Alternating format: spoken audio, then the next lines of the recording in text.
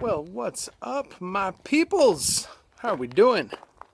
It's a beautiful spring day. It's almost the end of March, and we are in the process of swapping over our worm bins into some new bedding. So if you want to know kind of what we do when we mix up things to get them ready for the worms to live in them, that's coming up next.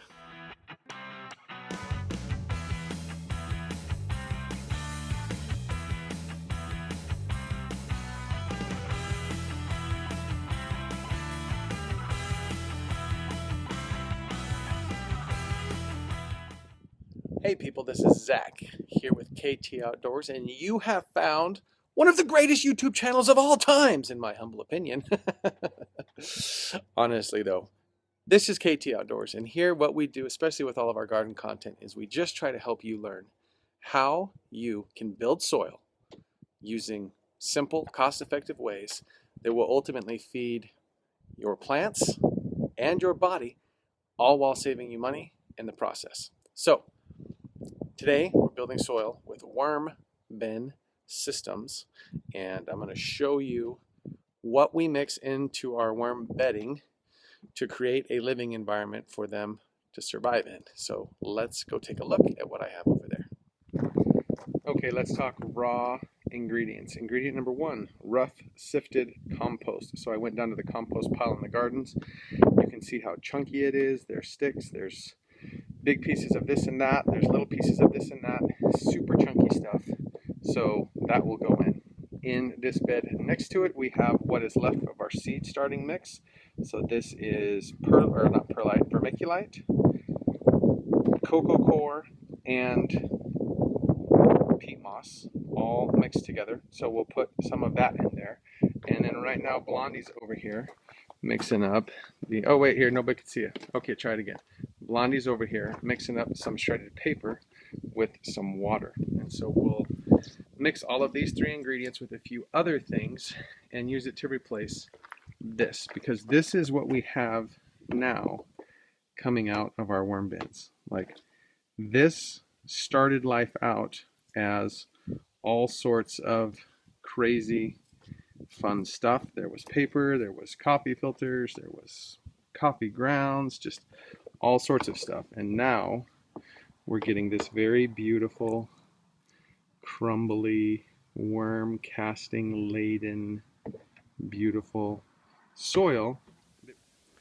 Okay, so these are the other two things that we're going to mix in with those other ingredients. So this is corn masa flour for making like tamales and tortillas and stuff like that. So we're going to mix in some of that. This is green sand, which is an organic mineral rich fertilizer. We'll be adding in some of that, and then also just some regular sand to make sure that the worms have access to the grit and things that they need for maintaining their craw and their overall, digestive health and whatever. And honestly, that's all there is to it. Okay, we're gonna mix all those things together. I'll get the tripod set up so that you can kind of see us going through that. We're getting the paper pre-hydrated before we start the process, so that will be nice and wet. And then we'll just basically mix everything all together. We'll take all of the good worm compost out of the old bin, put that aside so that we can use it in various applications throughout the start of the growing season here.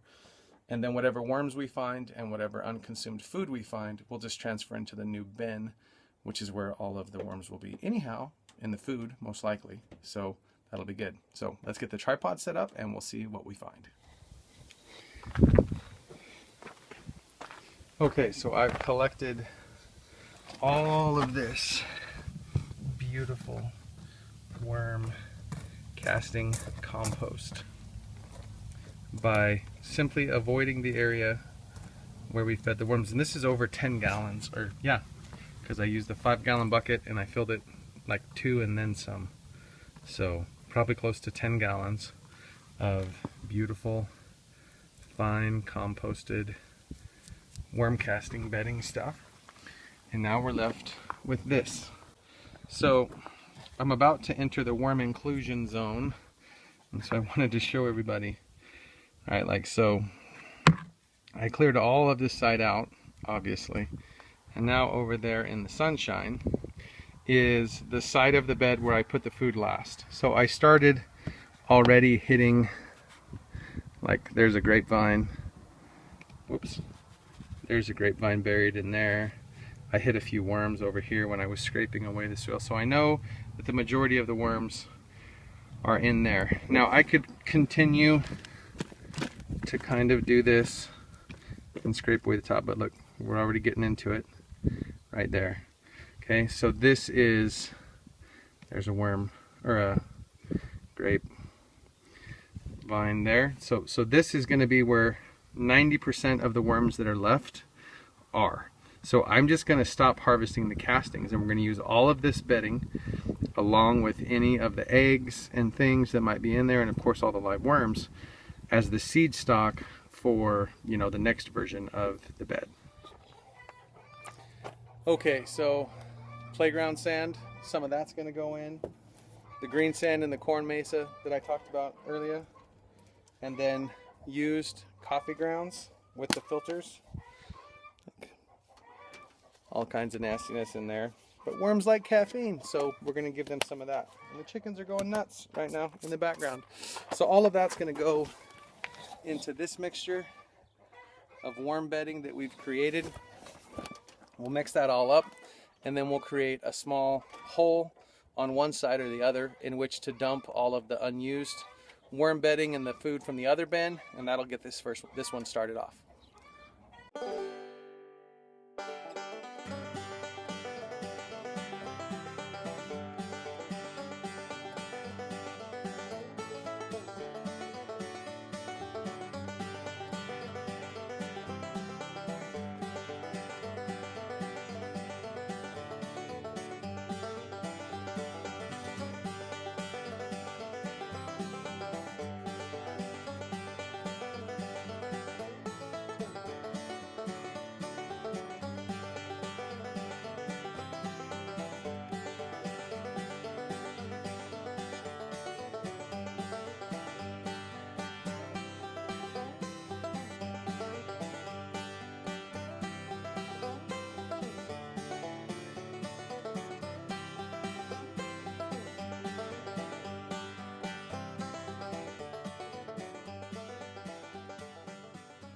That's where we keep it. We're here in one of the tool sheds, and we've just got it set here in the corner, and it relaxes right there. It stays cool in the summer.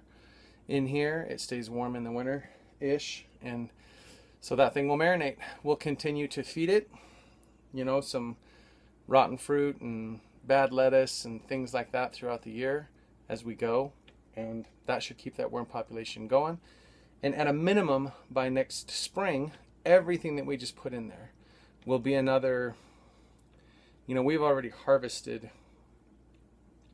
probably 5 gallons before what I took out today. So we got between 15 and 20 gallons of worm castings. And literally all that it cost us was the masa flour and a little bit of the sandy stuff. That's it. Everything else in there is recycled paper. It's compost from our compost bins. I guess we had to pay for the peat moss and the cocoa coir, but also cheap. Right? So for not much of an investment, you can get just a ridiculous amount of really fertile, awesome, nutrient-rich, microbe exploded stuff for your garden. Now we'll use it in our seed starting mixes like we are now. We'll use it this summer to make compost tea. So we'll make worm compost tea and just all sorts of good stuff to help increase the fertility around the property. So cannot recommend worm farming enough. It's super simple. You don't have to make it complicated. Just mix up some stuff, throw some worms in there, give them some food once in a while, and you'll end up with epic compost at least once or twice a year. All right, thanks for watching. If you enjoyed this content, give it a thumbs up, maybe consider subscribing. We sure do like sharing this stuff with you, and you know what we say.